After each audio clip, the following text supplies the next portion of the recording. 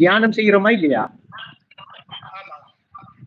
தியானம் செய்யறோம்டா அந்த தியானம் உயிர் உள்ளதாக அமைஞ்சா, உயிரோட்டமாக அமைஞ்சா, இல்லாட்டி அந்த அறிய வேண்டிய முறைக்கு அறிஞ்சி அணுகிற முறைக்கு அணுகியிருந்தா நம்மள உள்ளத்தில சிந்தனை தொழில்பட்டு அந்த சிந்தனை ஊடாக சில விளக்கங்கள் நமக்கு வருமா இல்லையா? கண்டிப்பா வரும். அப்படி வந்த விஷயங்கள் என்ன இருக்குன்றதான் நாம பேசணும். ஏண்டா அப்படி இல்ல, இது பதிவுதான், அது உண்மைதான், படிச்ச விஷயம் பதிவுதான். இத நீங்க பேசுறதால நல்ல கேட்டுக்கிட்டு இருக்கலாம். ஆனா இது நாங்களும்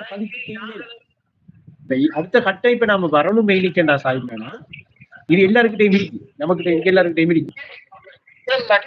இப்ப வரணும் மெயினிக்கண்டா நாம அடுத்த கட்டம் தியானம் செய்வதின் ஊடாக, திக்ரு செய்வதின் ஊடாக உள்ளத்துல ஏற்படுற மாற்றங்கள், அறிவுல ஏற்படுற மாற்றங்கள். அதாவது இப்ப நம்ம நானுங்கிற உணர்வை திக்ரு செய்யறோம், ஞாபகப்படுத்துறோம், நிச்சயமாக அல்லாஹ் என்று ஞாபகப்படுத்துறோம். இந்த ஞாபகம்ங்கிறது ஒரு நிலைப்படணும் என்ன செய்யணும்? ஒரு நிலைப்படாட்டி நாம என்ன செய்யறோம்? ஒரு நிலை பட்டுட்டா என்ன நடக்கும்? அறிவு ரீதியா நம்மகிட்ட என்ன சிந்தனை தொழில்பட்டு என்ன அனுபவத்தை பெற்றுட்டு இருக்கோம். இப்படியான விஷயங்கள் பேசப்பட வரணும், பேச்சுக்கு வரணும். இதுதான் நாம பயணம் போறோம் என்றதுக்கு அர்த்தம். இந்த விஷயங்கள் எல்லாம் பிரச்சனை இல்லை, நாம பேசுற தலைவருக்கு இல்ல, நாம சும்மா பேசிக்கிட்டா ஒரு விஷயம்தான். ஆனா இது எங்க வந்து நிக்கும்டா, இப்ப பேசுற உங்களுக்கும் இதுல ஒரு நீங்க இத பேசுறதுல இதுல ஏதாவது சிந்தனை செஞ்சு நீங்க ஏதாவது ஒரு விஷயத்தை எடுத்தீங்களா என்று கேள்வி என்று கேட்டா அதுக்கு வந்திருக்காது. இதை கேட்கிற எங்களுக்கு இதுல இருந்து ஏதாவது ஒரு விஷயத்தை எடுத்துக்கலாம் அப்படி முயற்சி எடுத்துக்கிட்டு அப்படியே பார்த்துட்டு இருந்தா எடுக்கிற மாதிரியும் இல்லை. என்ன செய்யணும் இன்னைக்கு இப்ப எங்களுக்கு சாயிப்னானா தியானம் செய்வதன் ஊடாக ஏற்படுற ஏதாவது ஒரு ஒன்று உள்ளத்துல ஏற்படுற ஏதாவது ஒரு மாற்றம். நான் இப்படி செஞ்சிட்டு இருக்கேன், எனக்கு இப்படி இருக்கு, இல்லாட்டி இப்படி இல்லை, அறிவு ரீதியா இப்படி ஒரு பிரச்சனை எனக்கு ஏற்படுகிறது, இப்படி ஒரு விஷயம் வர துவங்கிட்டேன்னா அது இயல்பா வருது, இயல்பு அந்த கல்வில இருந்து வெளிப்படுது. அதுக்கு இப்ப அப்படி ஏதாவது ஒரு விஷயம் இப்ப எங்களோட கலைக்கணும். நீங்க நாங்க அதை எதிர்பார்ப்போம். என்ன ரவிக்கலாம் இப்ப நீங்க நாங்க உங்களை மூத்தவர் என்று சொல்லி உறவாட்டத்துல மூத்த மனுஷன் என்று உங்களை ஆக்கிட்டு முடிவு பண்ணிட்டோம், நீங்க மூத்தாள்தான் நாங்க எல்லாரும். இப்ப நீங்க எங்களுக்கு என்ன செய்யணும்டா, நான் தியானிச்சுட்டு இருந்தேன், எனக்கு இப்படி ஒரு விஷயம் அவ்வளோ வந்துச்சு, அது சரியா பிள்ளையாண்டு தெரியல, இல்லாட்டி சரி இது அப்படி என்ன என்ன இல்லாட்டி அப்படி என்ன இதுதான் விளக்கம். இப்போ உங்களோட உள்ளத்தில இருந்து ஏற்பட்ட ஏதாவது ஒரு அனுபவ ரீதியான ஒரு தெளிவு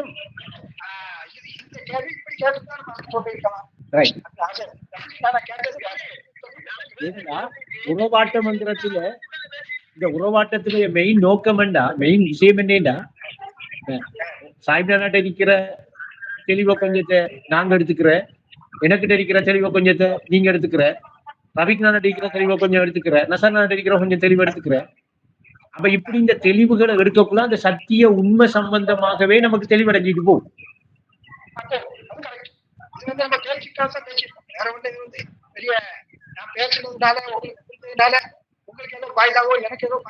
இல்ல இல்ல அது அறியறது நான் சொல்ல வாரேன். இன்னைக்கு சாயிப் நானாவை மட்டும் உதாரணம் காட்டல, நான் பொதுவா சொல்ல வாரேன் என்னன்னா, இப்ப நாம அந்த இப்படி விஷயங்களை எல்லாம் எல்லாரும் பொதுவா என்னையும் சேர்த்து நிறைய நிரப்பிட்டோம், நிரப்பி வச்சிருக்கோம். இதை இப்ப மொத்தத்துல திரும்பி நம்மளோட உள்ளத்துல பார்த்தா இதெல்லாம் தரவுகள் ஆயிருக்கு. இப்ப நான் பேசின சில விஷயங்களை சேர்த்து தான் சொல்றேன், மொத்தத்துல தரவுகள் ஆயிருக்கு. இந்த தரவுகள் என்ன செய்யுதுண்டா, உள்ளத்தை தனிமைப்படுத்துறதுக்கு, உள்ளத்தை தனிமைப்படுத்தி உள்ளத்தில ஒரு அறிவு வெளியாகிறதுக்கு, உள்ளமண்டா என்ன என்று சொல்லி தனக்கு விளங்குற இடத்துக்கு வாரத்துக்கு இது எல்லாம் தடையாடிக்கிறது நமக்கு விளங்காத ஒரு சூழல் இருக்கு. இந்த விஷயம் எல்லாம் இது ஓகே, இதை நம்ம எடுத்துக்கிட்டே சரி. இப்ப உதாரணத்துக்கு சாஹிப்னாரோட மைக் கட் பண்ணி வச்சிருக்கேன்னு அப்படி இருக்கட்டும் சத்தம். அப்ப இன்னைக்கு இப்ப உள்ளத்திலிருந்து உள்ளம் என்பது ஒளியாகும், அதை உணர்ந்து கொள்ற வாழ்வண்டா என்ன அர்த்தம்? உள்ளம் என்பது ஒளியாகும், அது உள்ளம் அறிவு, அதை உணர்ந்து கொள்ற. அப்ப உள்ளத்தில இருக்கிற அறிவு வெளிப்படக்குள்ள அந்த வெளிப்படுற அந்த அறிவை உணர்ந்து கொள்ற வாழ்வு என்கிறது தான் இந்த வஹி இல்ஹாமத்திலே சம்பந்தப்படும். ஏன்னா உஸ்தாத் ஒரு பாட்டுல சொல்றாங்க, தெய்வீக நாதத்தின் வெளிப்பாடே இல்ஹாம், இதை அறிந்தென்று செல்லாம இதை உணர்ந்து வெற்றி பெற, இதை உணர்ந்து வெற்றி பெற எங்க, இதை உணர்ந்து வெற்றி பெற இறை தியானம் வேணுமுங்க. அப்ப இன்னைக்கு இப்ப நானுங்கிற அந்த உணர்வை தன்னிலைப்படுத்தி அதை தனிமையில அமைச்சு அதை ஞாபகம் செய்யறதால அவரோட உள்ளம் துறப்பட்டு அவரோட உள்ளத்திலிருந்து அறிவு அவருக்கு என்ன செய்ய போகுது, வெளிப்பட போகுது. இப்படி வெளிப்படுற இந்த அறிவு அறிகிற விஷயம் இல்லை, அவர் தன்னில உணர்ந்த விஷயம். இப்படி தன்னில உணர்ந்த விஷயங்கள் உறவாட்டத்துக்குள்ள பேசப்படணும். உறவாட்டம் என்றா என்னன்னா அதுகளை பேசிக்கிற இடம் தான். தரவுகளை எல்லாம் கொண்டாந்து அது நிறைய இடிக்க எல்லாருக்கிட்டே அது நீக்கி கேளாம படுற பாடம் அல்லாஹ்க்கு தான் வெளிச்சம். நிரப்பிக்கிட்டோம் அந்த கிஸ்ஸா இந்த கிஸ்ஸா அந்த குஸ்ஸா ஞான மஸ்தான் பாடல் போதை மஸ்தான் பாடல் என்றெல்லாம் நிரப்பி வச்சுக்கிட்டோம். அது இன்னும் நமக்கு அனுபவத்துல தெளிவை தரையும் இல்லை, அனுபவ ரீதியா தெளிவை நாம எடுக்கிற ஒரு நிலையை நமக்கு தரையும் இல்லை. ஆனா சொல்லிடிக்காக அறிவு ரீதியா சரி என்று அறிவு ரீதியாக என்ன செய்யறோம், அதை நாம சரி காண்றோம், அது பிள்ளையா இல்லை. இப்ப இது எல்லாம் தாண்டி இப்ப நாம இதெல்லாம் எடுத்துக்கிட்டோம், மொத்தத்துல எல்லாம் தெரியும் நமக்கு. இப்ப போற வழியும் தெரிஞ்சுட்டு நமக்கு இப்ப இதை நாம சொந்த அனுபவத்துல பெறேண்டா, சொந்த அனுபவத்துல இதை பெற்றுக்கொள்றேண்டா, நான் எந்த வழியால போகணும், எந்த வழியால போனா எனக்கு இது சொந்த அனுபவத்துல கிடைக்கும், அதுவும் எனக்கு தெரியும். இப்ப நாம போயிட்டும் இருக்கோம், போகாமையும் இல்லை. ஆனா அந்த அந்த வழியால போகக்குள்ள நடக்கிற விஷயங்களை கதைக்காம இல்லை, அதை கதைக்கணும். இப்ப நாம அதுதானே பயணத்தில் ஏற்படுற அனுபவம். பயணம் கொண்டு வெளிக்கிட்டா பயணத்துல போகக்குள்ள அந்த ஏற்படுற அனுபவத்தை கதைச்சாத்தானே. இப்ப எதால போறோம், இருக்குள்ளால போறோம், எயினிக்கு போறோம், எது வரைக்கும் போயிருக்கோம் எல்லாம் விளங்கும். அப்ப ஆனா ஒவ்வொருத்தரும் ஒரு அளவு பயணிச்சிட்டு இருக்கிறீங்க, இல்லைன்னு இல்லை. ஆனா அதை உறவாட்டத்துல கொண்டாந்து ஏன் வெளிப்படையா பேசுறீங்க, பேசுறதுக்கு தயக்கமா இருக்கா? சாய்னா மைக் ஆன் பண்ணுங்க. சாய்னா நீங்க இப்ப கேட்கீங்களா, இப்படி கேட்டால் அதுக்கு பதில் சொல்லுங்க, பதில சொல்லுங்களேன். நீங்க சாய்னா இவ்வளவு நாளும் உட்காந்து இவ்வளவு பேசி என்னையும் நம்மள தண்ணி பிடிச்சி நான் உங்ககிட்ட இவ்வளவு பேசுறேன், உங்களுக்கு புரிஞ்சது என்ன, உங்க அனுபவ ரீதியே வந்தது என்ன அப்படின்னு நீங்க கேட்கணும். இப்படி கேட்டிருந்தீங்கன்னா எங்கள்கிட்ட இருந்து அது மாதிரி பண்ணுவோம். நானே கேட்டது ஒரு சின்ன பையன் வந்து நீங்க இந்த குரானுக்கு அது தர்ஜுமா பண்ணல, அது கூட நீங்க சொன்ன விளக்கமே நான் ஏற்றுக்கொள்ள மாட்டேன். ஏனென்றா அது அரபு பாஷையில இருக்கிற அரபிகள்கிட்ட தான் தெரியும், சரியா? இப்ப தமிழ்ல தர்ஜுமா பண்ணினத்தை சிந்திப்பீங்களான்னு சொல்லி அங்க சிந்திக்க சொல்லி வரல. அதுக்கு தமிழ்ல ஒஸ்தாதுகளினத்தை சிந்தனை செய்து தெளிவு வரல. இப்ப அரபு நாட்டு மக்களுக்கிட்ட அந்த பாஷையிலே இறக்கப்பட்டதை அந்த பாஷையை தெளிவா விளங்கின மக்களுக்கிட்ட தான் சிந்திக்க தெரியுது. அப்ப அவங்க அதை சிந்திக்கிறது எந்த பாஷையினூடாக அவங்க சிந்திப்பாங்க? அரபு பாஷையினூடாகத்தான் சிந்திப்பாங்க. தமிழ்ல தர்ஜுமா பண்ணிருக்கிறதுல வர சொற்கள் பிரச்சனை இருக்கே, அதை குர்ஆன் சிந்திக்க சொல்லி சொல்லல. அது இப்ப இனி தமிழ் தர்ஜுமாவுல அவர் சரியான சொற்களை கொண்டு வந்திருக்காரா என்றதை பார்க்கணும். அதுதான் அதுக்குரிய விஷயம். ஆனா சிந்திக்க சின்ன விஷயம் என்னன்னா, அரபு பாஷையில இறக்கப்பட்ட அரபு மக்களுக்கு மத்தியில இருந்த அதே பாஷையில இருக்கிற அவர்களுக்கு தான் சிந்திக்க தெரியும். அப்ப அவங்க பாஷையில தெளிவா அது சொல்லப்பட்டதை விளங்கிட்டாலும், அவங்களுக்கிட்ட பாஷையில அவளுக்கு தெரிஞ்ச அரபு பாஷையில அவர்களுக்கிட்ட தெளிவா அது சொல்லப்பட்டிருந்தாலும், அப்ப அப்படி சொல்லப்பட்ட அந்த விஷயத்தை சிந்தனை செஞ்சு உள்ளத்துல அவங்க தெளிவு காண்ற, அதை தெளிவா அவங்க உணர்ற ஒரு இடம் மட்டும் இருக்கு. அது சிந்தனை செய்கிறவங்களுக்குத்தான் அது தூண்டப்படும். அப்படி தூண்டப்பட்டு தன்னில் தானே அவங்க உணர்ந்து கொள்ற இடத்திற்கு வாரதுதான் அந்த வேதத்தை விளங்கிக் கொள்றது. அது ஐநைக்கு அந்த வேதத்தை விளங்குற இடத்துக்கு வரக்குள்ள பிள்ளையா விளங்க மாட்டாங்க. அதுக்கு முந்தைய வகை எப்படி இருக்காதுலண்டா, மனோ இச்சைங்கிறதும் நூற்கல்வி அறிவுங்கிறதும் பழக்க வழக்கம்ங்கிற ஒரு அடிப்படையா அங்க ஒரு அறிவை வச்சிருக்காங்க உள்ளத்துல. இந்த வேதம் வந்து செல்ற அல்லாவுடைய பேச்சென்று வாடுறது இது 3 திரையும் நீங்கினதுக்கு பிறகு. இந்த 3 திரையும் நீங்கினதுக்கு பிறகுதான் உள்ளத்தில இருந்து வெளிப்படுற ஒரு நாதம், தெய்வீக நாதம். அதை கொண்டுதான் அந்த இல்ஹாமத்துக்கு அமைகிற வகியும் அமைகிறது. அப்படி அமைகிற நேரத்தில அவரோட உள்ளத்தில இந்த பழக்க வழக்கம், மனோ இச்சை, நூற்கல்வி அறிவுங்கிற இந்த 3 இருக்காது. ஒரு அணுப்படையும் இருக்காது. இருந்தா வராது. அப்ப இப்ப நூற்கல்வி அறிவும் பழக்க வழக்கத்திலேயும் மனோ இச்சையிலையும் 24 மணித்தியாலமும் வாழ்ந்துட்டு இருக்கிற மக்கள் அது நீங்கப்பட்ட நிலையிலிருந்து தெளிவாவார இறை வசனத்தை தெளிவா விளைவிக்க மாட்டாங்க. அவகிட்ட பழக்க வழக்கம் அவர்கிட்ட இருக்கிற அந்த திரைக்குள்ள இருந்துதான் அந்த விஷயத்துக்கு ஒரு விளக்கம் எடுப்பாங்க. அப்ப அவர்களுக்கு அமைவாக அந்த விளக்கத்தை எடுப்பாங்க. ஆனா வந்திருக்க அவளுக்கு அமைவா இல்லை. இயற்கை இயல்பா இருக்கிறத விளக்கி தரத்துக்கு வந்திருக்கு. அப்ப அதுக்கு பகுத்தறிவு வேலை செய்யும். பிடித்தறிவிக்கிற அறிவு தெளிவா விளங்குறேன்னா பகுத்து உணர்ற அறிவு அவள்கிட்ட வேலை செய்யும். அப்ப பகுத்தறிவு கீழே இருக்கிற வகுமு வேலை செஞ்சுச்சேன்டா, அந்த வகுமோட குர்ஆன் வசனத்தை அது எந்த பாஷையில இறக்கப்பட்டதா இருந்தாலும் சரி, அந்த பாஷைக்குரிய மக்களே அதை சிந்தனைக்கு எடுத்தாலும் அவங்க வகுமு என்கிற அறிவை கொண்டுதானே அதை சிந்தனைக்கு எடுக்காங்க. அது சிந்தனையும் அல்ல, அதை கொண்டு விளங்கிக் கொள்ற விளக்கவும் இல்லை. அப்ப இன்னைக்கு என்ன செய்ய வேண்டியிருக்கேன்னா, அந்த 3 திரையை நீக்கப்பட்டு உள்ளம் பரிசுத்தமாக்கப்பட்டு அந்த உள்ளத்தில ஊற்றெடுக்கிற ஊற்றுத்தான் நாதம்ங்கிறது, இல்ஹாமத்துங்கிறது, தெய்வீகம்ங்கிறது. இது தியானம் செய்யறவங்களுக்கு தான் இது ஏற்படும். உஸ்தாது சொல்றாங்க என்ன, ஜர்சங்கிற நாதத்தோட ஒன்றிணைந்து திக்ரு செய்யலாங்க. அப்ப ஜர்சங்கிற நாதத்தோட ஒன்றிணைந்து திக்ரு செய்யக்குள்ள தெய்வீக நாதத்தின் வெளிப்பாடுதான் இல்ஹாம்ங்கிறத அவர் அதை உணர்ந்து வெற்றி பெறுவார். அப்ப இதை உணர்ந்து வெற்றி பெற இறை தியானம் அவசியமுங்க. இறை தியானம் இன்னைக்கு அவருக்கு தேவையுங்க. அப்ப இன்னைக்கு ஒரு மொழியை இன்னொரு மொழிக்கு கொண்டாடத்துல வர உள்ள பிரச்சனையே சிந்திக்க செல்லல. இப்ப தமிழ்ல இருக்கிறத அரபுல கொண்டாடுறதுக்கோ, அரபுல இருக்கிறத தமிழ் மொழிக்கு டிரான்ஸ்லேட் பண்றது சிந்திக்க செல்லல. இப்ப நாம ஏற்கனவே அது ரஃபிக் நானா எடுத்ததுக்கு சாஹிப் நானா எடுத்துக்கொண்ட விஷயம் அப்படிதான். தரஞ்சுமாவுல அதை சிந்திக்கணும். நாம அவன் ஒரு சொல்றான், இவன் ஒரு ஆனா அரபு வசனத்துல அதே சொல்லி இன்னும் அரபு வாக்கியத்தில சொல் மாற்றப்படல.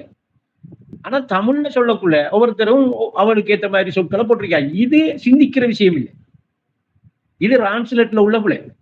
இதுக்கு சரியான சொல் எது வரும் என்று சொல்லி அந்த தெளிவடைஞ்ச உள்ளம் இருக்கே, அந்த தெளிவடைஞ்ச உள்ளத்துக்கு அது என்ன பாசை, அந்த பாசை அவள்கிட்ட இருக்கு, அந்த பாசையில தெளிவா உணரும். அது தெளிவது, அந்த தெளிவடைகிற கல்பு அதை உணரும். அப்ப இங்க எழுதப்பட்டிருக்கிற பிள்ளைகளை கூட அவங்க என்ன செஞ்சிருவாங்க, திருத்திடுவாங்க. இது இப்படித்தான் வரணும்னு சொல்லுவா. அப்படி திருத்திரத்தால ஏற்படுறதுதான் அதை உயிர்ப்பிச்சு தார. ஏன்னா ஒரு சொல்லுக்கும் அந்த நேரத்தில இன்ன கருத்தைத்தான் அவங்க கொண்டாக, அந்த கருத்துலதான் இந்த சொல்ல வெளிப்படுத்தினாக இருக்கிறத விளங்கிக் கொள்றேன்டா அந்த கல்பு தூய்மையாகணும், தூய்மை ஏற்படும். அப்ப தூய்மை ஏற்படுறேன்டா என்ன செய்யணும், முத்திரை நீங்கணும், வகுமுங்கிற மறுச்சி நீங்கணும். மறுச்சியோட சிந்தனை செஞ்சு அந்த தெளிவை அது தராது. இல்ஹாமத்தும் அங்க வராது, வஹியால இறக்கப்பட்ட வசனங்களும் அங்க என்ன செய்யாது, தெளிவை காட்டாது. இணை கொண்ட உள்ளத்தில் பாட்டு மிரி இறை வசனம் தெளிவை காட்டாண்டே சொல்றாங்க. இணை கொண்ட உள்ளத்தில இறை வசனம் என்ன செய்யாதான், தெளிவை காட்டாதான். ரெண்டே ஒரு பாட்டுல சொல்றாங்க. அப்ப இன்னைக்கு அது எடுத்துக்கிட்ட விஷயத்துக்கும் அதல்ல இன்னைக்கு வாரது. இன்னைக்கு எப்படி வருமாட்டா இப்படித்தான் வரும். அரபு மொழியில இருக்கப்பட்ட அரபு மொழியிலே இருக்கிற மக்களையே அரபு மொழியிலேயே சிந்திக்க சொல்லி. அப்ப என்னடா இன்னைக்கு அவகிட பழக்க வழக்கம் மனோ இச்ச வகுமோட அதை நீங்க விளங்கினீங்களா அவங்களுக்கு தெளிவை தராது. அப்ப அதை நீக்கிட்டு உங்களோட உள்ளம் அதை முராக்காபா செய்திச்செண்டா, நோட்டம் விட்டுச்செண்டா அந்த தெளிவை தரும். அப்ப நீங்க தெளிவுறுங்க. உங்களோட கல்புல பூட்டா போட்டிருக்கிறீங்கன்னு கேட்டா அங்க கல்புல பூட்டி இடிக்கி. அம்மாலா குலூபின் அப்காலுகாண்டு தான் கேட்குது. உங்களோட கல்புல பூட்டா போட்டிருக்கிறீங்க. இது சிந்திப்பவர்கள் உண்டா? உங்களோட கல்புல பூட்டா போட்டிருக்கிறீங்க. ஏன்னா அங்க பூட்டொண்டி பூட்டண்டா என்ன முத்திரை. அந்த பூட்டை என்ன செய்யணும்? துறக்கணும். திறந்தோன்னா அந்த திரை நீங்கும். நீங்கின உடனே இப்ப அந்த உள்ளம் அந்த வேதத்தை அப்படியே வெளிப்படுத்தி காட்டும் அவர்கள். இப்ப அவர் இங்க என்ன செய்யறாருன்னா நோட்ஸை தான் பார்க்க தெளிவாங்க ஏற்படும். இங்க எழுதிக்கிறத பார்த்த உடனே தெளிவாங்க என்ன செய்யும்? ஐநைக்கே ஏற்படும். ஐநைக்கே அந்த அனுபவத்துக்கு வரும்.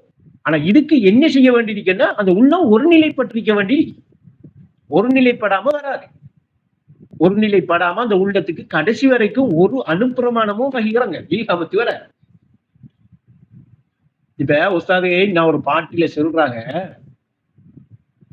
எப்படி சொல்றாங்கடா, பாரம்பரிய பழக்க வழக்கம் சிறுக்குக்கு அழுத்தம் கொடுக்குதான். பாரம்பரியண்டா பரம்பரையா வார பழக்க வழக்கம் சிறுக்குக்கு அழுத்தம் கொடுக்குதாண்டா. சிறுக்க உறுதிப்படுத்தி இன்னும் என்ன செய்யுது? அழுத்தத்தை கொடுத்து உறுதிப்படுத்தி ஆள வைக்குது. அங்கால சொல்றாங்க, சிறுக்கில் வாழும் மனித கூட்டம், சிறுக்கில் வாழும் மனித கூட்டம் உடலை நம்பி வாழுங்க. இப்ப நாம இது இப்படியும் பார்க்கலாம். உடலை நம்பி வாழ்றவங்க சிறுக்குல வாழ்ற கூட்டம் ரெண்டெடுக்கலதா? இப்படிப்படிதாண்ட கேள்வி. சொல்றாங்க சிறுக்கில் வாழும் மனித கூட்டம் உடலை நம்பித்தான் வாழுதான். அப்ப சிறுக்குல இருக்கிறவங்க எதை நம்பி இருப்பாளாம்? எதை நம்பி வாழ்றாளாம்? உடலை நம்பி வாழ்றாங்க. அப்படித்தானே இந்த பாட்டு சொல்லுது. சிறுக்கில் வாழும் மனித கூட்டம் உடலை நம்பி வாழுதண்டா. உடலை நம்பி வாழ்றவங்க சிறுக்குல வாழ்ற மனித கூட்டம். அப்படி என்ன? சிறுக்குள்ளவங்க சிறுக்காளிகள், இணை வைக்கிற ஆக்கள் யாரு? உடலை நம்பி வாழ்றாக்கள். அப்படி உடலை நம்பி வாழ்றவங்க நாங்க தௌஹீத உள்ளாக்கள், கொள்கையில உள்ளாக்கள் என்று செல்லலாமா? இந்த பாட்டின்படி உஸ்தாத் எழுதியிருக்கிற பாட்டு சொல்றேன். செல்லலாமா ரஃபிக்னா? சாஹிப்னா செல்லலாமா? செல்ல விளங்குதா அந்த பாயிண்ட் என்னண்டு? இப்ப ஒரு பாட்டுல சொல்றாங்க,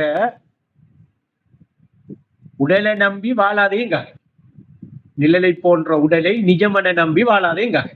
இன்னொரு பாட்டுல என்ன சொல்றாங்க? உடலை நான் என்று உணராதே, உடலும் மாய்கைதான் மறவாதேங்க.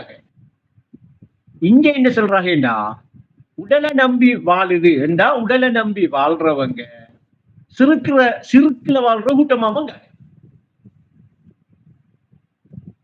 உடலை நம்பி வாழ்றாங்கடா அந்த வாழ்க்கையில இருந்தவங்க யாராம்? சிறுக்குல உள்ளவங்க, இணையில உள்ளவங்கன்னு சொல்றாங்க. அப்ப அப்படி உடலை நம்பி வாழ்றவங்க சிறுக்கு நீங்குறேண்டா, இணை நீங்கி தௌஹீதில மாறேண்டா என்ன செய்யணும்? அடுத்தது இருக்க என்ன? உணர்வை நம்பி வாழணும்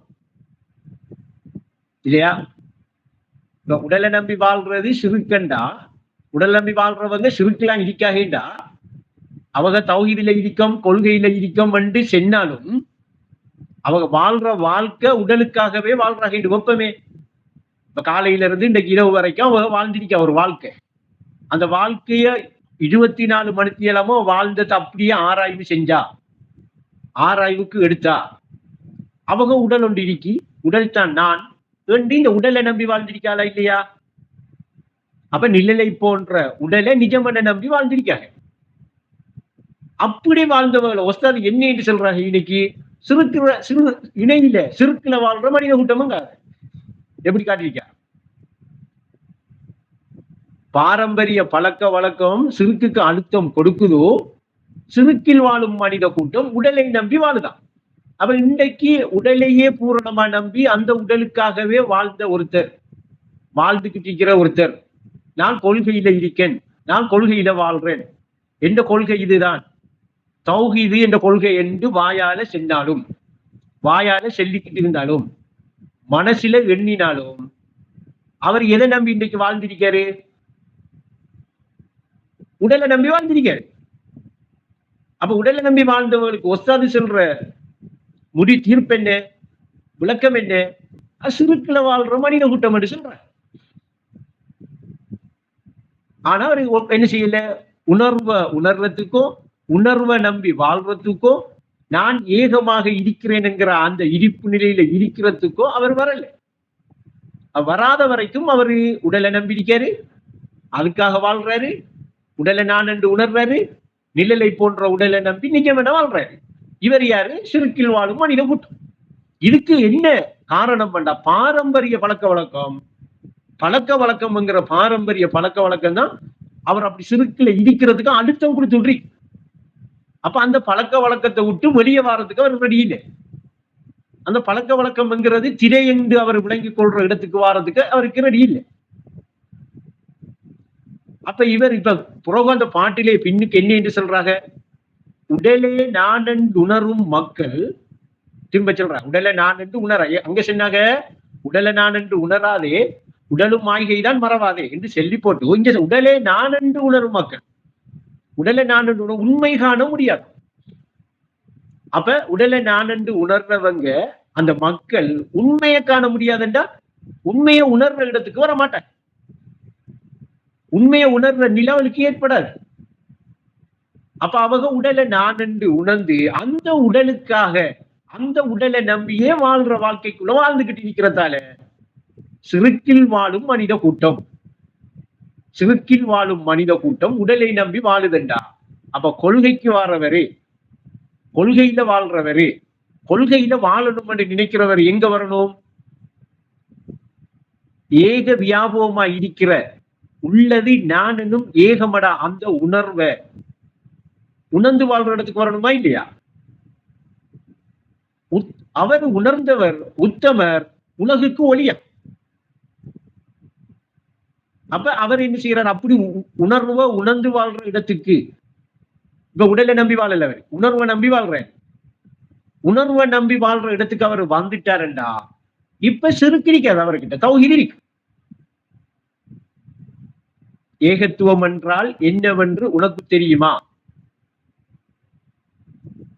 கொள்கை என்றால் என்னவென்று உனக்கு தெரியுமா?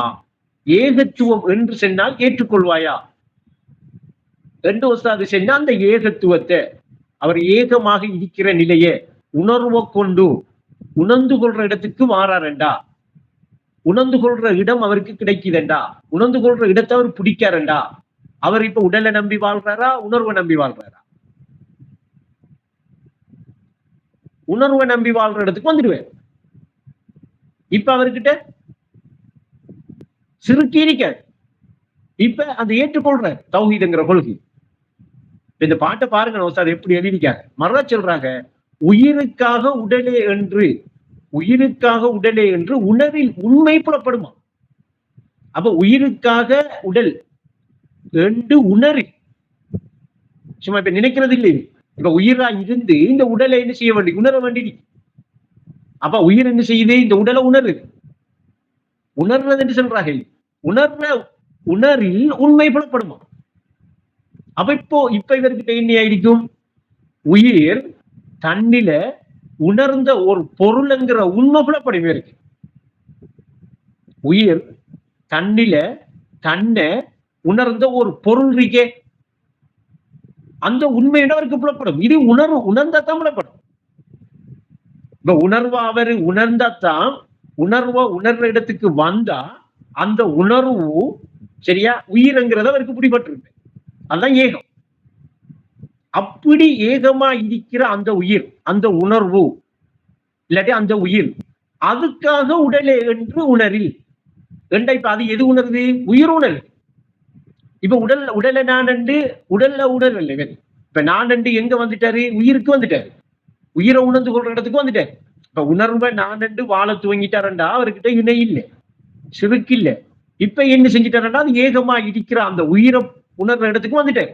உணர்வு இப்ப அதை காட்டி கொடுத்துட்டு இப்ப இன்னைக்கு உணர்வு வேற உயிர் வேற என்று அர்த்தம் இல்லை. இப்ப அந்த உயிருக்காக உடலே என்று அந்த உயிர் தான் இப்ப உணர போகுது. அந்த உயிர் தானே உணரணும். எனக்காக இந்த உடல் என்று சொல்லி உணரில் உண்மை புலப்படுமா. அதென்ன அந்த உண்மை? தன்னை உணர்ந்து கொள்ள, தன்னிலே உணரப்பட்ட பொருளாக அதை உணர்ந்து கொள்ளும். இப்ப அங்கால உஸ்தாது சொல்றாங்க உயிரும் உடலும் நிறைவு காண உவந்த கொள்கை தௌஹீது. இப்ப தௌஹீத காட்டிட்டேன். உவந்த கொள்கை தௌஹீதுக்கு அடித்தார் இல்லையா?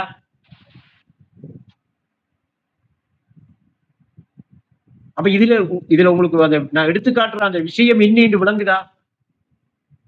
அது பிடிபடுகுதா? உஸ்தாது இன்னைக்கு என்னத்தை செல்ல வாராகங்கிறது பிடிபடுகுதா? அப்ப உடலை நான் என்று எடுத்தா அவரு சிறுக்கில் இருக்கிறார், உடலை நம்பி வாழ்றாரு. அப்ப சிறுக்கில் வாழும் மனித கூட்டம் உடலை நம்பி வாழுதுங்காக உயர்தினியா சொல்றாளா அகர்தினியா சொல்றாளா? வாழுது என்ற அர்த்தம். வாழுகிறார்கள் என்று சொல்றாளா வாழுது என்றாளா? சிறுக்கில் வாழும் மனித கூட்டம் உடலை நம்பி வாழுது என்று அகர்தினியா சொல்றாங்க, மிருகம் சொல்றாங்க. மிருகத்தை உயர்தினியா சொல்ற இல்லையே. ஆடு வாழ்கிறது, ஆடு வாழுது என்று சொல்றியா ஆடு வாழ்கிறது என்று சொல்றியா? ஆடு வாழ்கிறார் என்று நாம கதைக்கிறோம். அப்ப இன்னைக்கு உதாரணத்துக்கு எப்படி சொல்றாங்க, பாரம்பரிய பழக்க வழக்கம் சிறுக்கு கழுத்தம் கொடுக்குதோ, சிறுக்கில் வாழும் மனித கூட்டம் உடலை நம்பி வாழுது. ஒரு 30-40 வருஷமா கொள்கைக்கு வந்த ஒருத்தர் உணர்வை பிடிக்காம, நான் என்கிற உணர்வு அல்லாஹ் என்று தியானிக்கிற இடத்துக்கு வராம, உணர்வை பெற்றுக்கொள்ளணும், உணர்வு தான் நான் என்று சொல்லி உணர முடியாம இருக்காருண்டா அவர் உடலை நம்பி வாழ்றாரா இல்லையா? அவர் இன்னும் சுருக்கில இருக்காரா இல்லையா? ஆனா ஒரு எண்ணம் அவர்கிட்ட இருக்கு, என்னண்டு நாம கொள்கையில இருக்கோம், தௌஹீதுல இருக்கோம், அல்லாஹ்வை தவிர ஷிர்க் இல்லைங்கிற கலிமாவை ஏற்றுக்கொண்டிருக்கோம் என்று படிப்படியாக படிஞ்சு போய் அவர்கிட்ட உள்ளத்துல என்ன இருக்கு, எண்ணம் தான் இருக்கு,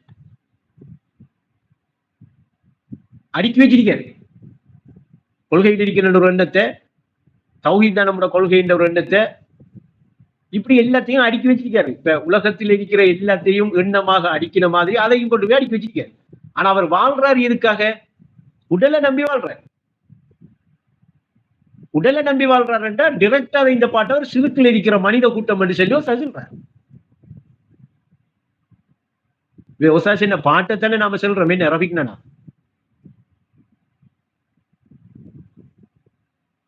அப்ப உடலை நான் என்று உணரும் மக்கள் உண்மை காண முடியாது கேட்டா என்ன அர்த்தம்? அவங்க உண்மையை விளங்குற இடத்துக்கு வரவே மாட்டாங்க. ஏன்னா அவ உடலுக்குள் நான் என்னும் கூற்று உண்மையை உணதாக உளுத்தரின் கூற்றுல உள்ளாக்கல. அவங்க இன்னும் என்ன செய்யல, உடலண்டா என்ன, அப்படி ஒரு சாமா இருக்கா, இருக்கா அது எப்படி இருக்கி என்று உணர்ந்து கொள்ற இடத்துக்கு வரல. அப்ப உணர்ந்து கொள்ற இடத்துக்கு வாரேண்டா எதை பிடிக்கணும்? அவங்க உயிருக்காக உடலே என்று உணரணும். அப்ப இப்ப நான் என்றா யாரு, உடலா உயிரா? நான் என்றா இப்ப இன்னைக்கு உயிருக்காக உடலே என்று எடுக்கக்குள்ள இப்ப நான் என்கிறது உடலா உயிரா? உயிர். அப்ப வசதி இன்னொரு பாட்டுல எப்படி சொல்றாங்க, உலகெல்லாம் எதிர்த்தாலும் உறவெல்லாம் மறுத்தாலும் உயிர் தான் ஈமானடா என்று காட்டுறாங்க. இந்த உயிர் தான் என்கிறத ஈமான் என்று காட்டுறாங்க. அப்ப நான் என்கிறது உயிர் என்று நம்ம சொல்றாங்க. அப்ப இப்படி உயிருக்காக அந்த நான் என்கிற அந்த உணர்வுக்காக உடல் என்று எடுத்துட்டோம்டா அந்த நான் உணர்ந்த உண்மை புலப்படும். அந்த நான் உணர்ந்ததுதான் உடல் என்கிற அந்த உண்மை புலப்படும். அவருக்கு உணர்வில் என்ற வசனை இன்னைக்கு பாவிக்கிறதுக்குரிய காரணம் அதான். அறியணும் மட்டும் பாவிக்கல, கற்றுக்கொள்ளணும். இது கற்றுக்கொள்ற அறிகிற விஷயம் இல்லை, தன்னிலே தான் உணரக்கூடிய ஒரு விஷயம். இந்த உடல் என்று இருக்கிறது என்ன என்று உணரணுமா இல்லையா? இந்த உடல் என்று இருக்கிறது என்ன என்று உணரக்குள்ள உடல் இருக்காது. உடல் என்று இவ்வளவு நாள் நம்பிட்டு இருந்த சாமா எங்க என்ற ஒரு கேள்வி வருமா இல்லையா? அவர் உணர்ந்ததுக்கு பிறகு பார்த்தா அது உயிர் தன்னைத்தானே உணர்ந்து கொள்ள நிலை. உயிர் தன்னைத்தானே உணர்ந்து கொள்றதுக்கு எடுத்துக்கொண்ட நிலை என்கிற உண்மையோட அவருக்கு பிடிபட்டு வெப்பமே. அப்ப அதுக்கு அது கீழே என்ன சொல்றாங்க, நான் இப்ப செஞ்ச விஷயத்தை உறுதிப்படுத்துறதுக்கு உயிரும் உடலும் நிறைவு காண. அப்போ உயிர் என்ன செய்யுது, உடலை கொண்டு ஒரு நிறைவு ஒன்றை காணுது. அதை உணரணும், அந்த உண்மை புலப்படுற உண்மை அதுதான். அப்ப உயிரும் உடலும் நிறைவு காண உவந்த கொள்கை தௌஹீத் என்றா ஏகத்துவம் என்கிற இந்த கொள்கை உயிரும் உடலும் நிறைவு காண்ற ஒரு கொள்கை. படுகிற சாஹிப் எனக்கு.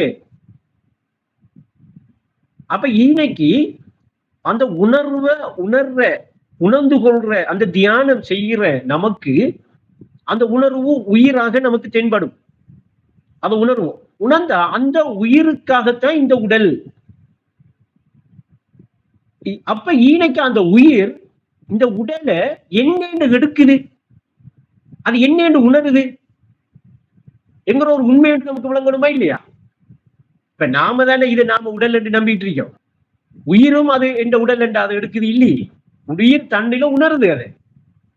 அப்ப அந்த விஷயத்தை பின்னுக்கு உணரில் உண்மை புலப்படும் என்ற வசனத்தை கொண்டு வெளிப்படுத்துறார்.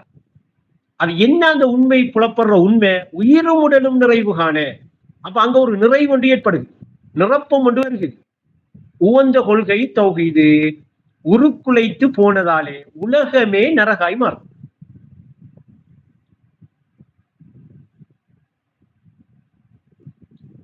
அப்ப இதுல எடுத்துக்கொண்ட விஷயம் என்னன்னா, நான் ஏற்கனவே எடுத்த சப்ஜெக்டுக்கு இன்னைக்கு இதை தரப்போன நோக்கம், உடலை நம்பி யாரு வாழ்ந்தாலும் சரி, ஒஸ்தாதிர இந்த பாட்டின்படி அவர் சிறுக்குல வாழ்ற மனித கூட்டத்தில் உள்ளவர். பாட்டை தான் அப்படியே சொல்றாரு. உடலை நம்பி வாழுது சிறுக்கில் வாழும் மனித கூட்டம் என்றா இணையில் அல்லாவுக்கு இணை ஏற்படுத்தி வாழ்ற மனித கூட்டம், அதான சிறுக்கு. அவங்க உடலை நம்பி வாழ்றாங்க. அப்ப உடலை நம்பி வாழ்ற எல்லாரும் உடலை நம்பி வாழ்றது சிறுக்குல வாழ்ற மனித கூட்டம் என்கிற ஒரு ஆணித்தரமான பாயிண்டை இன்னைக்கு ஒரு நமக்கு என்ன செய்யறாரு, வெளிப்படையாகவே தாராங்க. அப்ப யாரெல்லாம் உடலை நம்பி வாழ்றாளோ, உடலுக்காக வாழ்றாளோ, உடலை நான் என்று உணர்றாளோ, நிழலை போன்ற உடலை நிஜமென நம்பி வாழ்றாளோ, மொத்தத்தில் அவன் எண்ணத்தில் இருக்காங்க. எண்ணத்தில் இருக்காங்க சாப்பிடா சிறுக்கிலே இருக்காங்க. அல்லாவுக்கு இணை வச்சுக்கிட்டு இருக்காங்க. தான் ஒரு தனிப்பொருள் என்கிற அந்த இடிப்பு நிலைய உறுதியா பழக்க வழக்கத்தை கொண்டு அழுத்தம் கொடுத்து உறுதியா வச்சுட்டு இருக்காரு. அப்ப இன்னைக்கு என்ன நான் செல்ல வாரேன்டா, இது வெளிப்படையாகவே இந்த பாட்டுல சொல்றாளா இல்லையா ரவிங்க? வெளிப்படையாகவே சொல்றேன். அப்ப முடியுமான அளவுக்கு உணர்ற இடத்துக்கு, உணர்வை தியானிக்கிற இடத்துக்கு, உணர்வை ஒருநிலைப்படுத்துற இடத்துக்கு, இடிக்கும் நானே உணர்ந்து கொள்ளு ஒஸ்தாது செஞ்ச மாதிரி இடிக்கும் நானே உணர்ந்து கொண்டா சிறுக்குங்கிற நோய் அழியும். அப்ப உடல்ல நம்பி வாழ்றவங்க சிறுக்குல இடிக்காக எங்க அங்க இடிக்கிற நான உணர்ந்தா சிறுக்கு அழியுமா மிங்க. அப்ப இப்ப நான்ங்கிறது யாரு? உடலா உணர்வா? இந்த சாஹிப் நானா நான் என்று உணர்றீங்களா இல்லையா? உணர்றீங்க. நீங்க இப்ப ஒரு முடிவுக்கு வரணும், நான்ங்கிறது உடலா உணர்வா என்ற ஒரு முடிவுக்கு வரணுமா இல்லையா? முடிவுக்கு வரணும். வாரையில இப்ப எதுக்கு வருவீங்க? நீங்க உடலுக்கு வருவீங்களா உணர்வுக்கு வருவீங்களா? உணர்வுக்கு வந்துட்டீங்கன்னா சிறுக்குங்கிற நோய் அழியும். இப்ப இருக்கிற நானே நீங்க உணர்ந்து கொள்றீங்க. இப்ப நான் என்று உணர்வு தான் இருக்கு. அது ஏக வியாபகமா இருக்கிறத அது உங்களுக்கு என்ன செய்யும்? உணர்த்தி தரும். நீங்க உணர்ந்தீங்களா அது உணர்த்தி தரும். இங்க உணர்த்தி தாரது ஒரு இடமும் உணர்றது ஒரு இடமும் இல்லை. ஒரு அனுப்போல இட வழி இல்லை. இப்ப தியானம்ங்கிறது இயற்கை வழிதான். இதய எண்ணம் திண்மை பெற இயற்கை வழி தியானம். அப்ப இயற்கையா இருக்கு அந்த நிலம். இப்ப நீங்க நான் என்று எதை எடுக்கணும்? இப்ப உணர்வு எடுக்கணும். இப்படி உணர்வை எடுத்துட்டா நீங்க கொள்கையில இருக்கிறீங்க, தௌஹீதுக்கு இருக்கிறீங்க, ஏகமா இருக்கிற ஒரு தத்துவத்தை ஏற்றுக்கொள்றீங்க. இப்ப சிறுக்குங்கிற நோய் அழிஞ்சிடும். இப்ப சிறுக்குல வாழ்ற மனித கூட்டத்துக்கு சேருவீங்களா? சேர மாட்டேன்.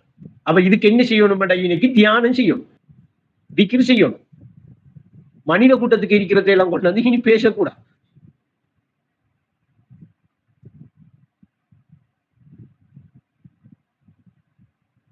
மைக் ஓன் பண்ணுங்க சாப்பிட்டா. நீங்க முதல்ல கேட்ட கேள்வி குர்ஆன்ல இருக்கிறத கொஞ்சம் விளக்கி கொடுங்க அப்படின்னு சொல்லி கேட்டீங்க. நான் இதுதான் ஒரு பெரிய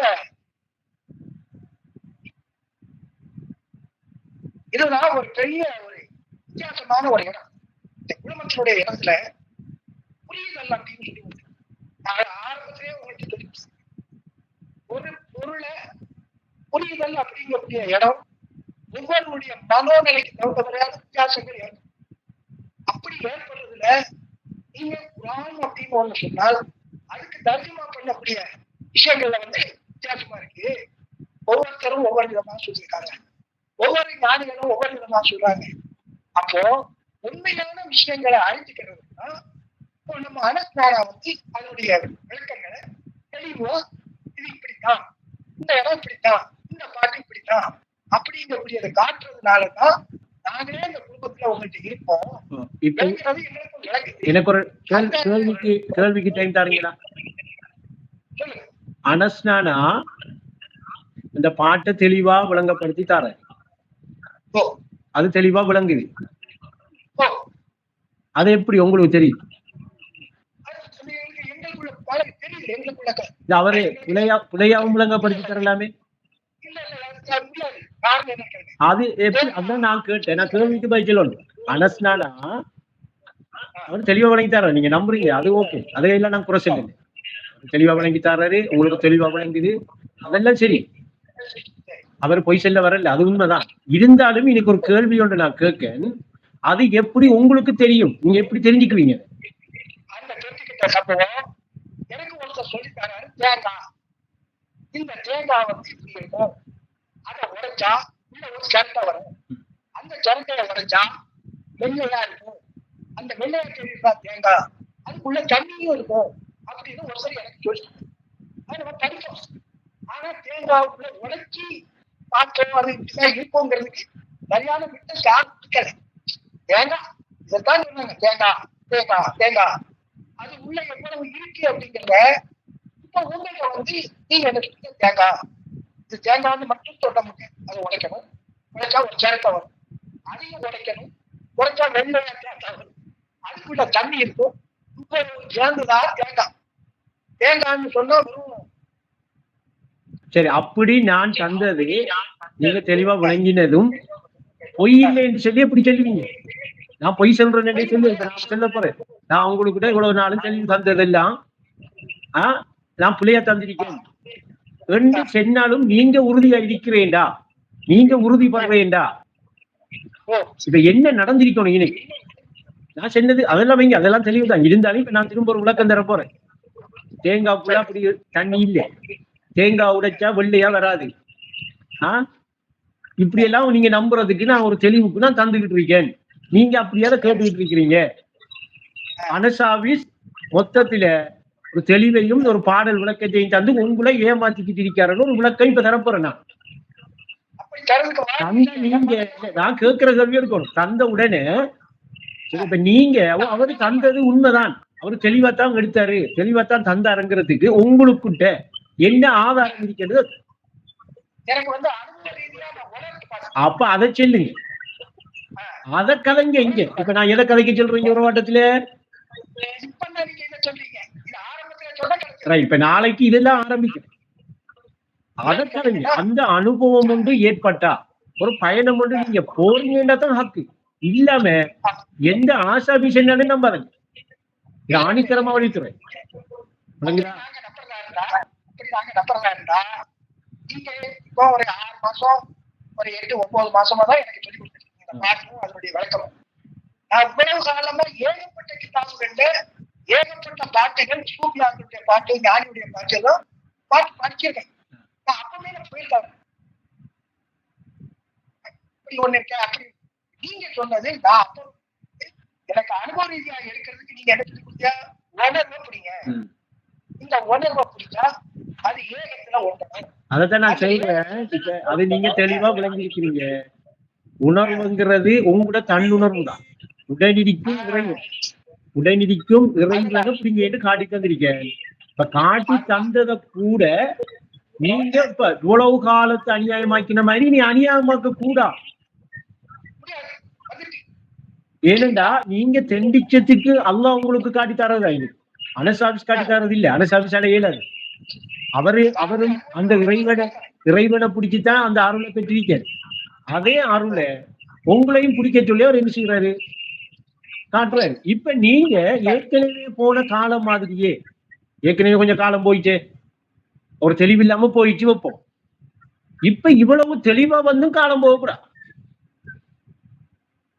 ஆனா அதுக்கு நான் சாஹிப் நானா கட்டாயப்படுத்தவும் இல்லை, யாரையும் கட்டாயப்படுத்துறதும் இல்லை. ஏனென்றா இதை விட தெளிவா தாரத்துக்கு ஒருவர் இருக்காருண்டா, தருவாருண்டா, என்ன சாஹிப் நானா எல்லாரும் அவர்கிட்ட எடுக்கிறதுக்கு நாம ரெடி. ஆனா மைக்க க்ளோஸ் பண்ணிவிட்டு சத்தம் கேட்குது சாஹிப் நானா, மைக் ஆன் பண்ணுங்க.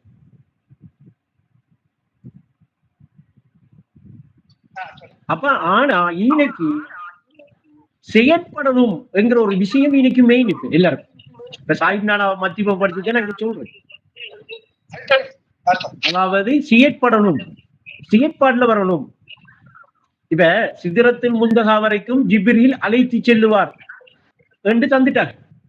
இப்ப நாம அதை நோட்ஸா எடுத்து அதை வாய்ச்சிக்க கூடாது. உண்மையை அழைத்து சென்றார் என்று நம்முடைய வாயில வாரதுதான் இனி வரணும் விளக்கம். இனி அதைத்தான் பேசணும். அப்பதான் இந்த 8 மாசம் 1 வருஷம் இந்த உறவாட்ட நடத்தினத்தில் உள்ள உயிரோட்டம் என்ன என்கிறது எல்லாருக்கும் விளங்கும், எல்லாருக்கும் விளங்க வேண்டி வரும். இப்ப நீங்க எல்லாத்தையும் கொஞ்சம் அனுபவத்தை வச்சுக்கிட்டு எல்லாரும் வச்சுக்கிட்டீங்க. அல்லாட உதவியால எனக்கு தெரியும், நான் திட்ட தெளிவா சொல்லுவேன் யார் யாரையும் எனக்கு இருக்கிறீங்க. ஆனா வாய முடியிட்டு அப்படியே இருக்கிறீங்க. ஆனா வாய துறக்க சொன்னா அந்த பழசி பாண்டல் பதிவு இல்லாம வாய துறக்குறீங்க.